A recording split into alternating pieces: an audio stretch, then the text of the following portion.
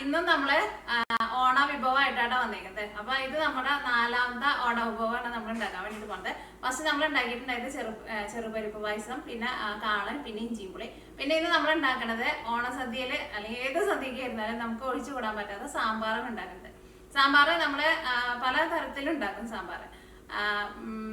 അപ്പൊ ഇന്നത്തെ നമ്മുടെ സ്പെഷ്യൽ ആയിട്ടുള്ള സാമ്പാർ തേങ്ങ വറുത്തരച്ച സാമ്പാറാണ്. എന്റെ വീട്ടിലേക്കും എപ്പോഴും ഇതേപോലെ ഞങ്ങളുടെ സൈഡിലേക്ക് തൃശ്ശൂർ, എറണാകുളം, അങ്കമാലി ആ സൈഡിൽ, പിന്നെ ബാക്കിയുള്ള സൈഡിലൊക്കെ ഉണ്ടാക്കിയിരിക്കട്ടാ. അപ്പോൾ ഞങ്ങളുടെ വീട്ടിലേക്ക് എപ്പോഴും സാമ്പാർ ഉണ്ടാക്കുമ്പോൾ തേങ്ങ വറുത്തരച്ചിട്ട് മാത്രമേ സാമ്പാർ ഉണ്ടാക്കാറുള്ളൂ. അപ്പൊ നിങ്ങൾ ഈ ഓണത്തിന് ഇതേപോലെ തേങ്ങ വറുത്തരച്ചിട്ട് സാമ്പാർ ഉണ്ടാക്കി നോക്കാം. ശരിക്കും ഇങ്ങനത്തെ മറ്റേ സാമ്പാറിനേക്കാളും എനിക്ക് കൂടുതൽ ഇഷ്ടം ഇതേപോലെ തേങ്ങ വറുത്തരച്ച സാമ്പാർ. സാമ്പാറിന് നല്ല കൊഴുപ്പൊക്കെ ഉണ്ടാവും, നല്ല മണവും നല്ല ടേസ്റ്റ് ഒക്കെ ആയിരിക്കും. അപ്പൊ നിങ്ങൾ ഓണത്തിന് സാമ്പാർ ട്രൈ ചെയ്ത് നോക്കാൻ വേണ്ടിട്ട് മറക്കരുത് കേട്ടോ, ഏത് ഈ വറുത്തരച്ച സാമ്പാർ. പിന്നെ നിങ്ങൾക്ക് ഇഷ്ടമാണെന്ന് വെച്ചിട്ടുണ്ടെങ്കിൽ നിങ്ങളുടെ ഫ്രണ്ട്സിനൊക്കെ ഷെയർ ചെയ്യാനും മറക്കരുത്. അപ്പൊ നമുക്ക് ഒട്ടും സമയം കളയാൻ നമ്മുടെ സാമ്പാർ നമുക്ക് റെഡിയാക്കിയിട്ട് എടുക്കാം. അപ്പോൾ ഈ നമ്മുടെ വറുത്തരച്ച സാമ്പാർ റെഡിയാക്കാൻ വേണ്ടിയിട്ട് പോവാണ്. അപ്പോൾ ഫസ്റ്റ് നമുക്ക് ഇതിലേക്കുള്ള അരപ്പ് റെഡിയാക്കാം. അപ്പോൾ ഞാൻ ആദ്യം തന്നെ കായം ഞാനൊന്ന് വറുത്തെടുക്കുന്നുണ്ട്. ഇതേപോലെ ഇങ്ങനെ കായത്തിൻ്റെ കട്ടയായിട്ട് കിട്ടാന്ന് വെച്ചിട്ടുണ്ടെങ്കിൽ ഇതേപോലെ കായത്തിൻ്റെ കട്ട തന്നെ ചേർക്കാം. ഇനിയിപ്പോൾ നിങ്ങൾക്ക് കിട്ടാനില്ല എന്ന് വെച്ചിട്ടുണ്ടെങ്കിൽ കായത്തിൻ്റെ പൊടി ചേർക്കാം. ഇതേപോലെ കായത്തിൻ്റെ കട്ട ചേർത്തിട്ടുണ്ടെന്ന് വെച്ചിട്ടുണ്ടെങ്കിൽ സാമ്പാറിന് നല്ല മണവും നല്ല ടേസ്റ്റൊക്കെ ആയിരിക്കും. പിന്നെ വറുത്തരച്ച സാമ്പാറൊക്കെ ആകുമ്പോൾ അതേപോലെ അത്യാവശ്യം വലിയൊരു കഷ്ണം കായം ചേർക്കാം. അപ്പോൾ കായത്തിൻ്റെ പൊടിയാന്ന് വെച്ചിട്ടുണ്ടെങ്കിൽ നിങ്ങൾ ടേസ്റ്റിനനുസരിച്ചിട്ട് ചേർക്കണം. ഫസ്റ്റ് നിങ്ങളൊരു 1/2 ടേബിൾ സ്പൂൺ ചേർക്കുക. എന്നിട്ട് എല്ലാം കൂടിയിട്ട് മിക്സ് ചെയ്ത് കഴിഞ്ഞിട്ട് പിന്നെ ടേസ്റ്റ് അനുസരിച്ചിട്ട് വേണമെന്ന് വെച്ചിട്ടുണ്ടെങ്കിൽ അതനുസരിച്ചിട്ട് ചേർത്ത് കൊടുക്കുക. കായത്തിൻ്റെ കട്ടയെന്ന് വെച്ചിട്ടുണ്ടെങ്കിൽ അത് അത്രയ്ക്ക് ചേർക്കുക. അപ്പോൾ ഇത് എന്ത് ചെയ്യണമെന്ന് വെച്ചിട്ടുണ്ടെങ്കിൽ ഇത് ഫസ്റ്റ് നമുക്ക് ഓയിലിട്ടിട്ട് നന്നായിട്ടൊന്ന് മൊരിച്ചിട്ട് എടുക്കുക. അല്ലെങ്കിൽ ഇത് നമ്മൾ തേങ്ങയുടെ കൂടെ ഇട്ട് വറുത്തെടുക്കുകയെന്ന് വെച്ചിട്ടുണ്ടെങ്കിൽ ശരിക്കാണ്ട് മൊരിഞ്ഞ് കിട്ടില്ല. കായം ശരിക്കാണ്ട് മൊരിഞ്ഞില്ല എന്ന് വെച്ചിട്ടുണ്ടെങ്കിൽ ഇത് നമുക്ക് ശരിക്കും അങ്ങോട്ട് മിക്സിയിലിട്ട് അരച്ചിട്ട് എടുക്കാനും പറ്റില്ല. അപ്പോൾ കായം ചേർക്കട്ടെ. ഞാനിവിടെ വെളിച്ചെണ്ണയില കേട്ടോ കായം വറുത്തെടുക്കുന്നത്. അല്ലെങ്കിൽ ഇപ്പോൾ വെളിച്ചെണ്ണയല്ലെന്ന് വെച്ചിട്ടുണ്ടെങ്കിൽ സാധനം നമ്മൾ കറിക്ക് ഉപയോഗിക്കുന്ന ഏത് ടൈപ്പ് ഓയിലായിരുന്നാലും കുഴപ്പമില്ല. പക്ഷേ വെളിച്ചെണ്ണയിലേക്ക് സാമ്പാർ വയ്ക്കുമ്പോൾ കുറച്ചുകൂടി നല്ല ടേസ്റ്റ് ഉണ്ടാവില്ല. ഇനി കായം നന്നായിട്ട് മൊരിഞ്ഞ് വരണം. ഈ കായം മൊരിഞ്ഞത് എങ്ങനെ അറിയാമെന്ന് വെച്ചിട്ടുണ്ടെങ്കിൽ ഇത് നമ്മൾ സ്റ്റാർട്ടിങ്ങിൽ ഇളക്കുമ്പോൾ ഇതിന് അത്യാവശ്യം നല്ല കനം ഉണ്ടാവും. ഈ കായം അങ്ങോട്ട് മൊരിഞ്ഞ് വന്നു കഴിയുമ്പോൾ ഇതിൻ്റെ കനമൊക്കെ കുറഞ്ഞിട്ട് ഭയങ്കര കനം കുറഞ്ഞിട്ട് ഇങ്ങനെ നന്നായിട്ട് ഇങ്ങനെ മൊരിഞ്ഞ പോലെ വരും. നോക്കിക്കോട്ടെ. അപ്പോൾ കായം മുരിഞ്ഞു തുടങ്ങിയിട്ടുണ്ട്. മൊരിമ കണ്ട ഇത് പുറത്ത് ആദ്യം ഒരു ബ്ലാക്ക് കളർ പോലെ ആയിരുന്നല്ലോ, ആ കായ കൊണ്ട് മൊരിയുമ്പോൾ അതിൻ്റെ കളർ മാറി വരുന്നുണ്ട്. ഒന്നുകൂടി ഒന്ന് മൊരിയിട്ടെ. ഇത് പുറത്ത് മാത്രം മൊരിഞ്ഞിട്ടുള്ളൂ. തീ ഒന്ന് നന്നായിട്ട് കുറച്ച് വെച്ചോ. 2 സൈഡും തിരിച്ച് മറിച്ചിട്ടിട്ടൊന്ന് മൊരിച്ചിട്ടുണ്ട്. അപ്പോൾ ഇത് നന്നായിട്ട് മൊരിഞ്ഞിട്ടുണ്ട്. ഇനി ഇത് നമ്മൾ ഓയിലിൽ നിന്ന് എടുത്ത് മാറ്റാണ്. 2 സൈഡും തിരിച്ച് മറിച്ചിട്ടിട്ടൊന്ന് മൊരിച്ചിട്ടുണ്ട്. അപ്പോൾ ഇത് നന്നായിട്ട് മൊരിഞ്ഞിട്ടുണ്ട്. ഇനി ഇത് നമ്മൾ ഓയിലിൽ നിന്ന് എടുത്ത് മാറ്റാണ്. ഇനി നമുക്ക് ഈ വെളിച്ചെണ്ണ നമുക്ക് ലാസ്റ്റ് നമ്മുടെ സാമ്പാറിലേക്ക് താളിച്ച് ചേർക്കില്ലേ, താളിച്ച് ചേർക്കാൻ വേണ്ടിയിട്ട് എടുക്കട്ടെ. ഇനി സാമ്പാറിലേക്കുള്ള തേങ്ങ വറുക്കാൻ വേണ്ടിയിട്ട് പോകണം. അതിന് വേണ്ടിയിട്ട് ഒരു പാൻ വെച്ചിട്ട് ചൂടാക്കുക. ഇതിലേക്ക് ഞാനിവിടെ 1.5 ടേബിൾ സ്പൂൺ നമ്മൾ ഇഡ്ഡലിയൊക്കെ ഉണ്ടാക്കാൻ എടുക്കണ ഉഴുന്നുണ്ടല്ലോ, ആ ഉഴുന്നാണ് ചേർക്കുന്നത്. ഇത് മുഴുവനായിട്ടുള്ള ഉഴുന്നാണ്, അല്ലെങ്കിൽ മറ്റേ സ്പ്ലിറ്റ് ആയിട്ടുള്ള ഉഴുന്നുണ്ടല്ലോ, ആ ഉഴുന്നായിരുന്നാലും കുഴപ്പമില്ല. പിന്നെ 1 ടേബിൾ സ്പൂൺ കടലപ്പരിപ്പ്, മറ്റേത് 1.5 ടേബിൾ സ്പൂൺ, ഇത് 1 ടേബിൾ സ്പൂൺ. ഇതിലേക്ക് 5 ടേബിൾ സ്പൂൺ മല്ലി. ഇതേപോലെ മുഴുവനായിട്ടുള്ള മല്ലി തന്നെ ചേർക്കുക. അപ്പോഴായിരിക്കും നമ്മുടെ സാമ്പാറിൻ്റെ ശരിക്കുള്ള ടേസ്റ്റ് കിട്ടുക. ഇതേപോലെ നമ്മളങ്ങോട്ട് ഈ തേങ്ങ കൂടി ചേർത്തിട്ട് അരപ്പാണ്ട് അരച്ചെടുക്കുമ്പോഴുണ്ടല്ലോ നല്ല മണമായിരിക്കും. ഇപ്പോൾ നിങ്ങൾക്ക് ഇതേപോലെ മുഴുവനായിട്ടുള്ള മല്ലി കിട്ടാനില്ല എന്ന് വെച്ചിട്ടുണ്ടെങ്കിൽ മല്ലിപ്പൊടി ചേർക്കുക. അപ്പോൾ നമ്മളിപ്പോൾ 5 ടേബിൾ സ്പൂൺ മുഴുവൻ മല്ലിയല്ലേ എടുത്തത്. അപ്പോൾ മല്ലിപ്പൊടിയാണെന്ന് വെച്ചിട്ടുണ്ടെങ്കിൽ ഒരു 2.5 ടേബിൾ സ്പൂൺ മല്ലിപ്പൊടി ഇടുക. അത് മല്ലിപ്പൊടിയാണെന്ന് വെച്ചിട്ടുണ്ടെങ്കിൽ ഇപ്പോൾ ചേർക്കരുത് കേട്ടോ. ഇതിപ്പോൾ മുഴുവനായിട്ടുള്ളതാണ് നമ്മൾ ആദ്യം ചേർത്തത്. കാരണം ഇത് നമുക്ക് നന്നായിട്ടൊന്ന് ചൂടായി കഴിഞ്ഞിട്ട് വേണം തേങ്ങ ചേർക്കാൻ വേണ്ടിയിട്ട്. ഇതിലേക്ക് 1/2 ടീസ്പൂൺ ഉലുവ ചേർക്കുക. ടേബിൾ സ്പൂണിലല്ല ചേർക്കുന്നത്, ടീസ്പൂണിലാണ് ചേർക്കുന്നത്. കാരണം കൂടുതൽ ഉലുവ ചേർത്തിട്ടുണ്ടെന്ന് വെച്ചിട്ടുണ്ടെങ്കിൽ കൈപ്രസം വരും. ഇതിലേക്ക് ഉണക്കമുളക് ചേർക്കുക. ഉണക്കമുളക് നിങ്ങളുടെ എരിവിനനുസരിച്ചിട്ട് ചേർക്കാം. ഞാൻ നോക്കി ഇത്രയ്ക്ക് ഉണക്കമുളകാണ് ചേർക്കുന്നത്. 12, 14, 16, ഒരു 17 ഉണക്കമുളക് ഉണ്ട്. അല്ലെങ്കിൽ ഉണക്കമുളക് നിങ്ങളുടെ എരിവിനനുസരിച്ചിട്ട് ചേർത്തോ. ഇതെല്ലാം കൂടിയിട്ട് നന്നായിട്ടൊന്ന് ചൂടാവട്ടെ. അപ്പോൾ നിങ്ങളുടെ അടുത്ത് ഇപ്പോൾ മുഴുവനായിട്ടുള്ള മുളകും ഇല്ല, മുഴുവനായിട്ടുള്ള മല്ലി ഇല്ല എന്ന് വെച്ചിട്ടുണ്ടെങ്കിൽ രണ്ടും പൊടിയായിട്ട് ചേർക്കാം. പൊടിയായിട്ടാണെന്ന് വെച്ചിട്ടുണ്ടെങ്കിൽ ഇപ്പോൾ ചേർക്കരുത് കേട്ടോ. ആ ചേർക്കേണ്ട സമയം ഞാൻ പറയാം കേട്ടോ. അപ്പോൾ ഇതെല്ലാം നന്നായിട്ട് ചൂടായിട്ടുണ്ട്. ഇനി ഇതിലേക്ക് നമുക്ക് തേങ്ങ ചേർക്കാം. തേങ്ങ നിങ്ങൾ എടുക്കുമ്പോൾ ഒന്നല്ലെങ്കിൽ ഫ്രഷ് ആയിട്ടുള്ള തേങ്ങ ചിരണ്ടിയിട്ടാണ് എടുക്കണമെന്ന് വെച്ചിട്ടുണ്ടെങ്കിൽ ഒരു തേങ്ങയുടെ പകുതി എടുക്കുക. ഇനിയിപ്പോൾ പിടിക്കണക്കാന്ന് വെച്ചിട്ടുണ്ടെങ്കിൽ കാണിക്കാം. ഇതേപോലെ 1 പിടി, 2 പിടി, ഒരു 3 പിടി തേങ്ങ. ഗ്രാമിനാന്ന് വെച്ചിട്ടുണ്ടെങ്കിൽ ഒരു 200 ഗ്രാം തേങ്ങ. ഇതിലേക്ക് കുറച്ച് കറിവേപ്പിലയും ചേർക്കാം. ഇനി നമ്മുടെ തേങ്ങ മൊരിഞ്ഞ് നല്ലൊരു ഗോൾഡൻ കളർ വരണം. തേങ്ങ നമ്മൾ എപ്പോഴും വറുത്തിട്ട് എടുക്കുമ്പോൾ തീ ഒരുപാട് കൂട്ടിയിട്ടിട്ട് വറുത്തെടുക്കരുത് കേട്ടോ. അപ്പോൾ എന്താ, തേങ്ങ ശരിക്കും അങ്ങോട്ട് മൊരിയില്ല, തേങ്ങ കരിഞ്ഞു പോകും. തേങ്ങ ചെറിയ തീയിൽ കിടന്നിട്ടാണ് മൊരിഞ്ഞ് വന്നു കഴിയുമ്പോൾ എന്ത് കറി വയ്ക്കുമ്പോഴായിരുന്നാലും നല്ല ടേസ്റ്റ് ആയിരിക്കും. ഇതിലേക്ക് നമുക്ക് ഇത് മൊരിഞ്ഞ് കിട്ടാൻ വേണ്ടിയിട്ട് ആവശ്യത്തിന് വെളിച്ചെണ്ണ ചേർക്കാം. ഇതിലേക്ക് നമുക്ക് പൊടികളായിട്ട് മഞ്ഞൾപ്പൊടി ചേർക്കണം, അതും നമുക്ക് പിന്നെ ചേർക്കാം. അപ്പോൾ നോക്കിക്കേ, നമ്മളെ തേങ്ങ നന്നായിട്ട് മൊരിഞ്ഞ് വന്ന് തുടങ്ങിയിട്ടുണ്ട്, ചെറുതായിട്ട് ഒരു ബ്രൗൺ കളറായി തുടങ്ങിയിട്ടുണ്ട്. ഇതിലേക്ക് നമുക്ക് മഞ്ഞൾപ്പൊടി ചേർക്കാം. അപ്പോൾ നിങ്ങൾ മല്ലിപ്പൊടി മുളക് പൊടിയായിട്ടാണ് ചേർക്കുന്നതെന്ന് വെച്ചിട്ടുണ്ടെങ്കിൽ ഈ സമയത്ത് ചേർക്കാം കേട്ടോ. മല്ലിപ്പൊടിയാണെന്ന് വെച്ചിട്ടുണ്ടെങ്കിൽ ഒരു 2.5 ടേബിൾ സ്പൂൺ മല്ലിപ്പൊടി ചേർക്കുക. അപ്പോൾ അതിന് മുമ്പായിട്ട് ഫസ്റ്റ് നിങ്ങൾ മഞ്ഞൾപ്പൊടി ചേർക്കണം. മഞ്ഞൾപ്പൊടി ഞാനിതിലേക്ക് 1 ടേബിൾ സ്പൂൺ മഞ്ഞൾപ്പൊടിയാണ് ചേർക്കുന്നത്. ഇനി തീ നന്നായിട്ട് കുറച്ച് വയ്ക്കണം കേട്ടോ, കാരണം ഈ തേങ്ങയുടെ കളറൊക്കെ ഇപ്പോൾ അത്യാവശ്യം നന്നായിട്ട് മാറിയിരിക്കുകയാണ്, പിന്നെ പെട്ടെന്ന് കരിയും. അപ്പോൾ മഞ്ഞൾപ്പൊടി ചേർത്ത് കഴിഞ്ഞിട്ട് നന്നായിട്ട് ഇളക്കി കഴിഞ്ഞ് കഴിഞ്ഞിട്ട് നിങ്ങളിതിലേക്ക് മല്ലിപ്പൊടിയായിട്ടാണ് ചേർക്കണമെന്ന് വെച്ചിട്ടുണ്ടെങ്കിൽ ചേർക്കുക. ഇനിയിപ്പോൾ ഇതിനകത്ത് നമ്മൾ ചേർക്കണില്ല കേട്ടോ, കാരണം നമ്മൾ ഓൾറെഡി ഇതിനകത്ത് മുഴുവനായിട്ടുള്ള മല്ലിയും മുഴുവനായിട്ടുള്ള മുളകും ചേർത്തിട്ടുണ്ട്.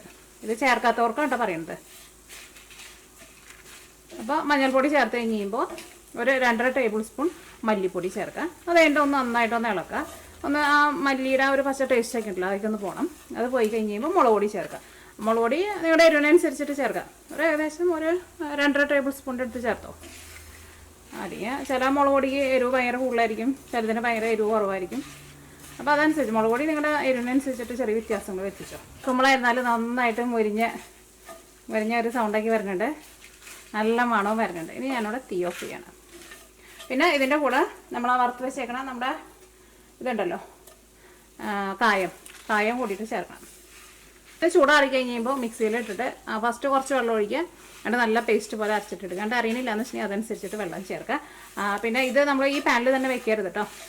റെഡി ആയി കഴിഞ്ഞിട്ടുണ്ടെങ്കിൽ പെട്ടെന്ന് തന്നെ നമ്മൾ വേറെ പാത്രത്തിലേക്ക് പകർത്തി വയ്ക്കുക, അല്ലെങ്കിൽ പാൻ്റെ ചൂട് കൊണ്ട് ഇത് കരിഞ്ഞു പോകും. ഇനി നമ്മൾ സാമ്പാറിലേക്കുള്ള മെയിനായിട്ടുള്ള നമ്മുടെ പരിപ്പ് വേവിക്കാൻ വേണ്ടിയിട്ട് പോകണേ. അപ്പോൾ നിങ്ങൾക്ക് അളവ് അറിയാൻ വേണ്ടിയിട്ട് ഞാനിവിടെ 250 ml മെഷറിംഗ് കപ്പിൽ കേട്ടോ അളവ് എടുക്കുന്നത്. ഇത് ഗ്രാമിലും ഞാൻ ഈ വീഡിയോയുടെ അവിടെ ഞാൻ എഴുതി കാണിക്കാം കേട്ടോ, കാരണം അത് അളന്ന് നോക്കണം, എൻ്റെ അടുത്ത് സ്കെയിലുണ്ട് അളക്കുന്നത്. അപ്പോൾ 250 ml മെഷറിംഗ് കപ്പിൽ 1 കപ്പ്, പിന്നെ ഒരു 1/4 കപ്പ്, അപ്പോൾ ഒരു 1.25 കപ്പ് പരിപ്പാണ് എടുത്തേക്കുന്നത്. പരിപ്പ് എന്ന് വെച്ചിട്ടുണ്ടെങ്കിൽ നിങ്ങൾക്ക് അറിയാലോ, സാമ്പാർ പരിപ്പ്, തൂവരി പരിപ്പ്. ഈ പരിപ്പ് നന്നായിട്ടൊന്ന് കഴുകിയെടുക്കട്ടെ. അപ്പോൾ പരിപ്പ് നന്നായിട്ട് കഴുകിയെടുത്തിട്ടുണ്ട്. ഇതിലേക്ക് നമുക്ക് പരിപ്പ് വേവിക്കാൻ വേണ്ടിയിട്ട് വെള്ളം ചേർക്കാം. ഞാനിവിടെ ഇതേപോലത്തെ സ്റ്റീലിൻ്റെ കപ്പിലാണ് വെള്ളം എടുത്ത് വയ്ക്കുന്നത്. എന്തോരം വെള്ളം പറയാട്ടോ, അത് ഈ കപ്പിൽ ഒരു 1/4 കപ്പ് വെള്ളം ചേർത്തിട്ടുണ്ട്.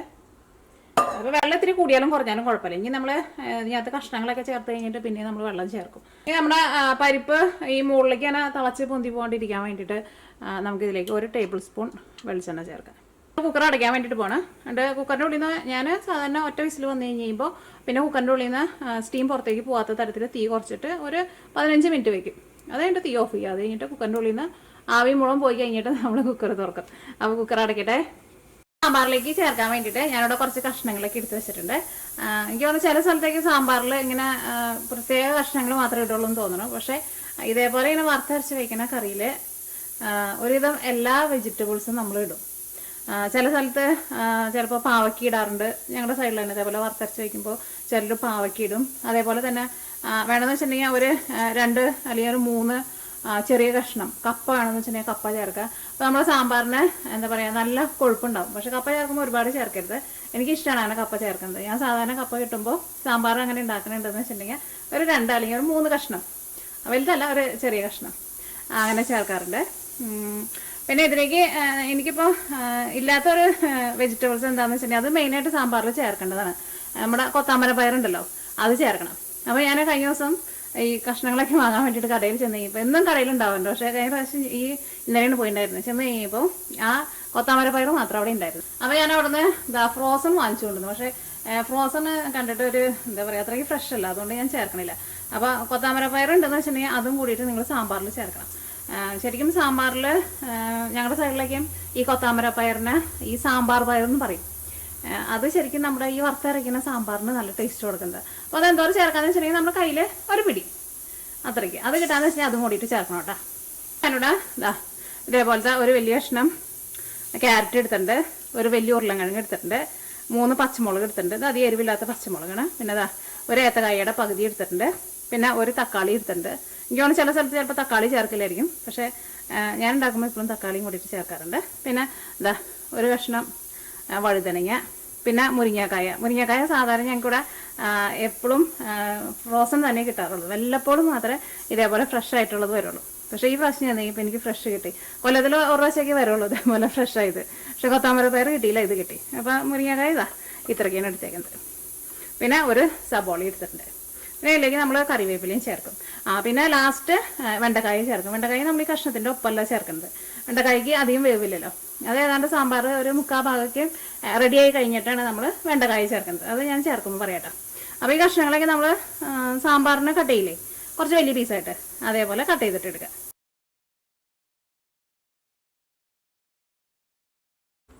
അപ്പോൾ നമ്മുടെ കുക്കറിൻ്റെ ഉള്ളിൽ നിന്ന് ആവി മുഴുവനും പോയിട്ടുണ്ട്. കുക്കർ തുറന്നോട്ടെ. ഞാനും ആദ്യമായിട്ടാണ് സാമ്പാറൊക്കെ വെക്കണ ആൾക്കാരുണ്ടെന്ന് വെച്ചിട്ടുണ്ടെങ്കിൽ, ഇപ്പോൾ നിങ്ങൾ തുറന്നു നോക്കുമ്പോൾ പരിപ്പ് വെന്തിട്ടില്ല എന്ന് വെച്ചിട്ടുണ്ടെങ്കിൽ അടച്ചു വെച്ചിട്ട് പരിപ്പ് ഒന്നുകൂടി നന്നായിട്ട് വേവിക്കണം കേട്ടോ.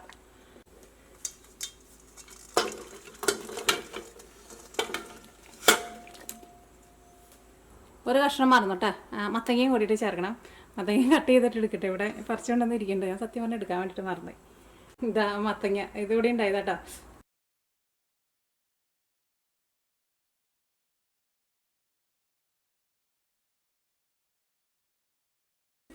അപ്പോൾ ഈ മത്തങ്ങയും കൂടിയിട്ട് ചേർക്കട്ടെ.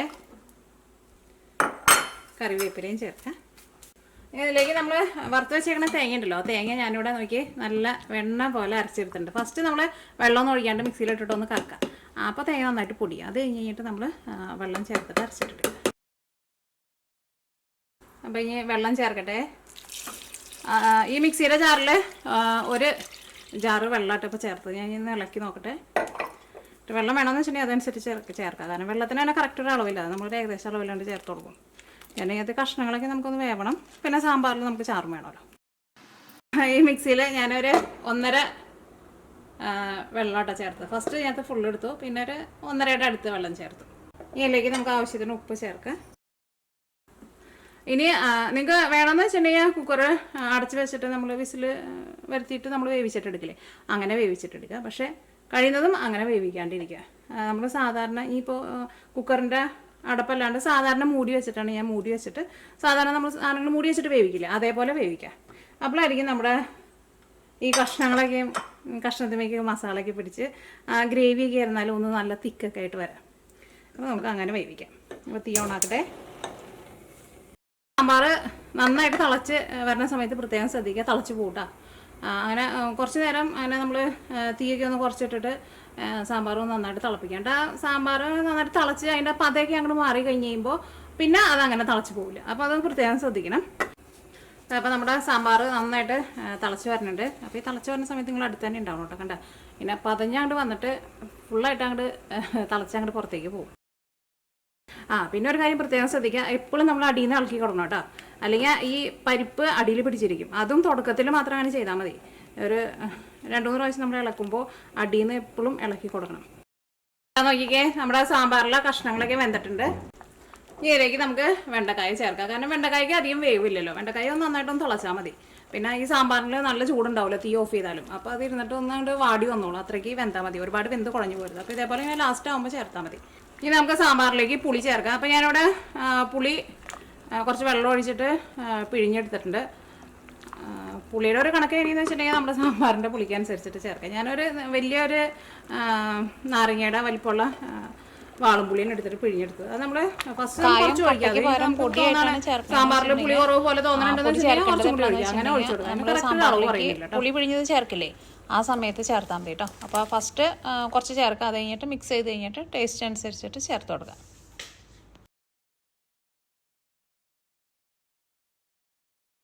പുളിക്ക് നല്ല കറക്റ്റ് പാകമായിട്ടുണ്ട്. ഭയങ്കര പുളിയുടെ ഒന്നും ആവശ്യമൊന്നുമില്ല. അത് നിങ്ങൾ ടേസ്റ്റ് അനുസരിച്ച് നമ്മൾ ചേർത്ത് കൊടുത്തു.